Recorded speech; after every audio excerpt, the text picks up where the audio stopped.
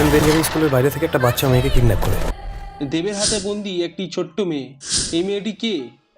সে আর কেউ নয়, স্বস্তিকা মুখার্জির মেয়ে। কিন্তু প্রশ্ন হচ্ছে, কেন স্বস্তিকার মেয়েকে বন্দি করেছে দেব? এটা কি একটা কোইন্সিডেন্স, না এর পেছনে কিছু একটা গভীর রহস্য লুকিয়ে আছে?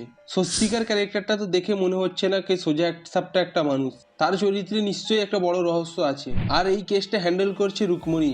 আসল জীবনে দেব আর রুকমণি স্বামী স্ত্রী হলেও কিন্তু মুভিতে তারা একে অপরের শত্রু। কি হতে চলেছে এরপর?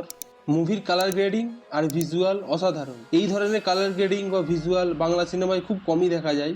আর দেবের অভিনয় নিয়ে তো কোনো সন্দেহ নেই, 100-তে 100।